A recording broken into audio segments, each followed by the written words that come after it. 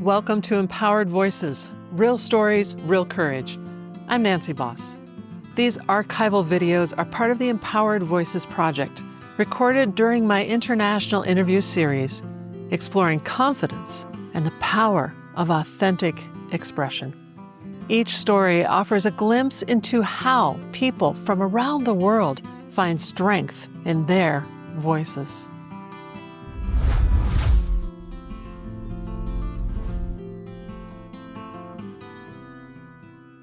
Onor and I met in Denmark.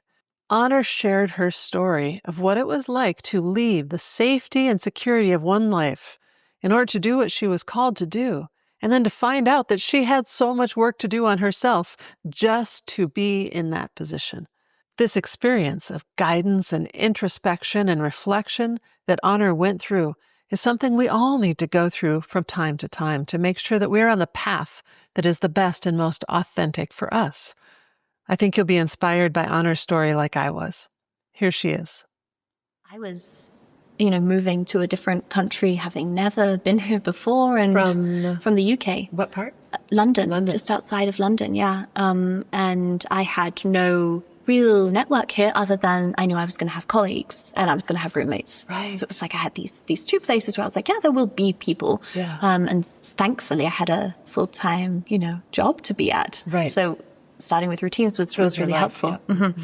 However, I did notice that when I started working in the Happiness Research Institute that I hadn't really done any self-reflection in my life. Yes, you haven't done the work? I actually hadn't. Well, how old were you? 21. Yeah, okay. When could you have done that? 21 and 2 months, right? And I came here and I had a really long period actually of reflecting on everything and a little bit like, okay, I haven't really thought about my own happiness. I also haven't really thought about my own lifestyle. I came here and I saw people who were a lot older than me still in education, but they had hobbies and they really had direction about what they liked outside of achievement and outside of progress in their career.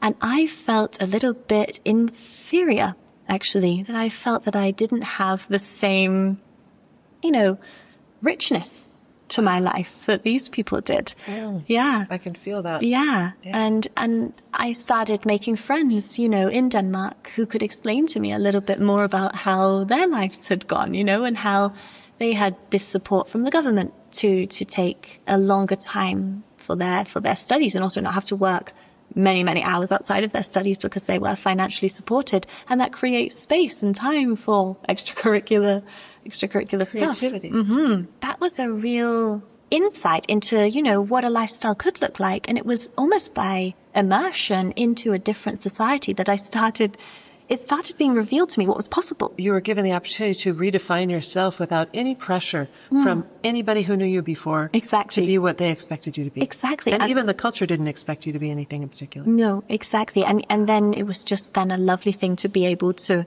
recount to my parents at home or friends back at home that I'm doing this stuff now. And they thought, that also helped them have a positive perception of my life here, that It is a place that has offered me so much opportunity. And both the work with the Institute, that was either go and do a very respectable master's degree at a very respectable institution in London, keep on the rat race, or come and do this, which I couldn't really explain to anyone why I wanted to do it. I'd also been a real homebody. I loved being at home, loved being close to my family. Taking a plane to a country I'd never visited before with just a suitcase and an apartment to go and live in was a very, very uncharacteristic choice for me as people knew me, but something was driving me to do it. Wonderful. Tell me more about that. What do you know? If something was driving you, did you just feel like you knew something?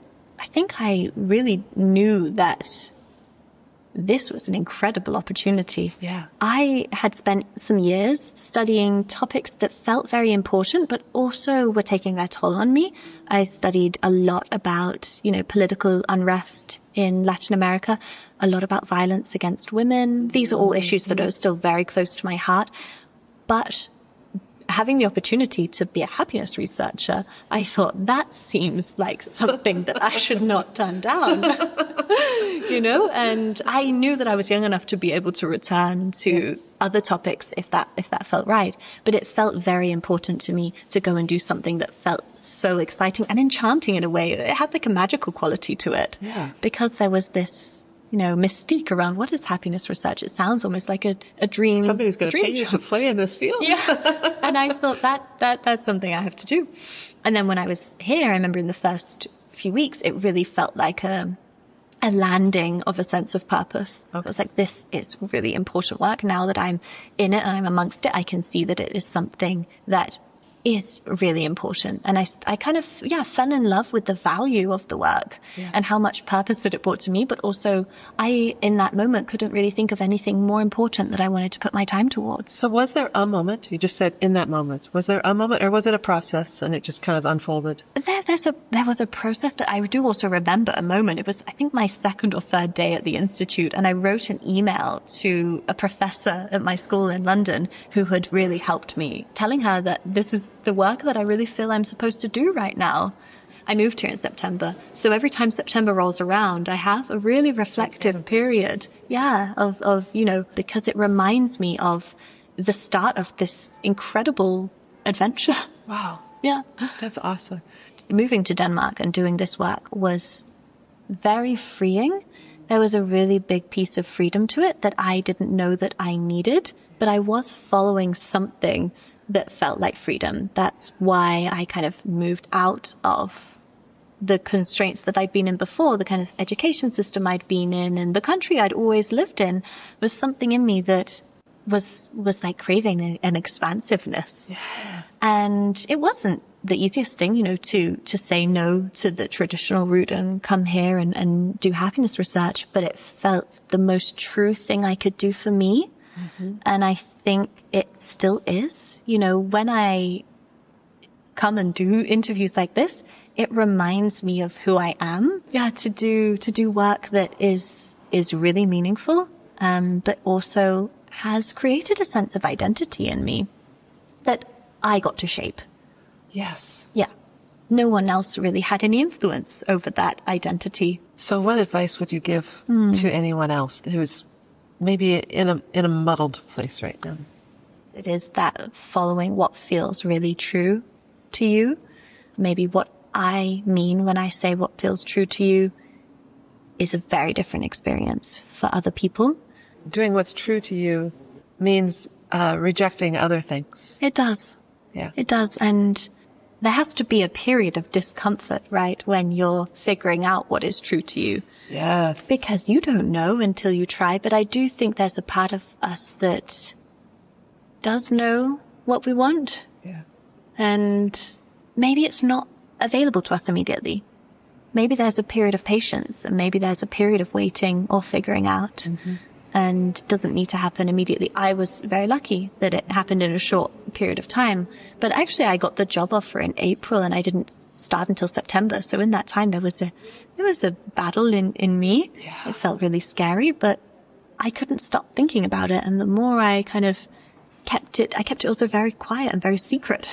Yeah, so you didn't let other people influence your decision. Exactly. And that's why it does feel like a very empowered decision, because it did just come from me. From you. Yeah. You've referenced coming from me several times. And so what do you think that me is? Oh, it's something that you have to think about, right? I think that me is the one inside who does know something. I think we always talk about, or some people talk about, there being that piece inside of you that knows. Mm-hmm. And I believe that there are cases in which that is true, but I don't know if it's a case of we know everything or there's like a real knowing. Access to everything. Sometimes it's just a glimmer, right? Yeah. Of something that feels true. Beautiful. Okay, do I need to get my sea legs back? Yep. You hum into it. Yes. What are we playing? That's the question for you. That has to come from your spontaneous mind. Okay. We could do just the first lines of wonderful, wonderful Copenhagen. I don't know it. That's it. That's what we need to know. Yeah. That's it. That's it. Yes. Let's do it twice in a row. Okay. Here we go.